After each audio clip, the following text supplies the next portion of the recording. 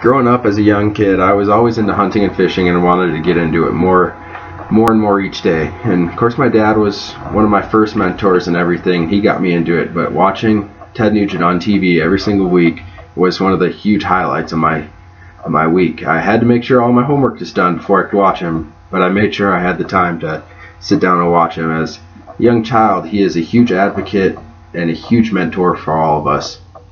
He just teaches you so much about conservation and the ethics of hunting and fishing in general.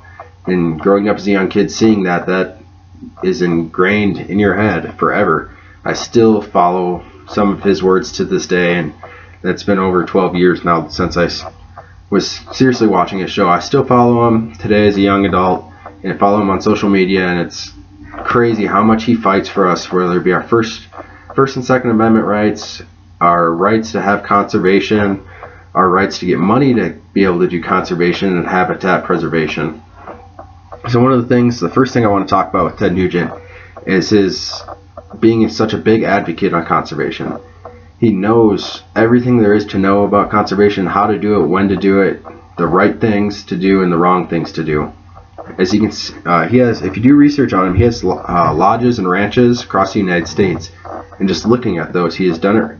He's done conservation right. He has the biggest animals ever, size-wise, but then also the healthiest herds of deer, elk, turkeys, whatever he has on his property. They're the healthiest, they are abundant, and that's due to habitat conservation and wildlife conservation, whether it be taking management animals and then putting the meat in your freezer, or it be planting the right things, having the right water supply for all the animals, having the right plants, having everything there for them is huge.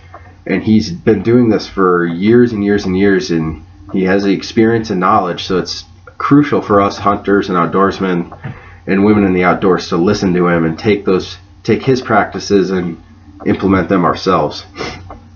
The second thing I want to do is go over his First and Second Amendment rights.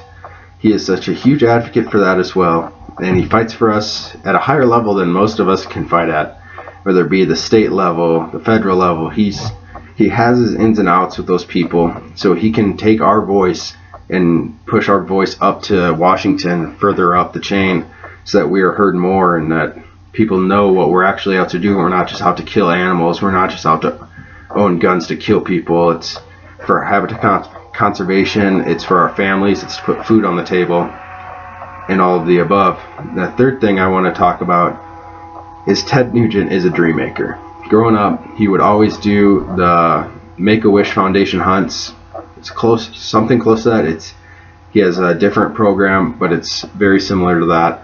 And he has this called Camp for Kids. It's a camp where kids go and they learn about shooting, they learn about gun safety, they learn about animals, they learn about conservation, they learn about how to treat the habitat, they learn how to treat the wildlife, and all sorts of things. So Ted Nugent is just a great, phenomenal advocate for anybody in the outdoors and anybody in general. You don't have to be a hunter or fisher to be an advocate.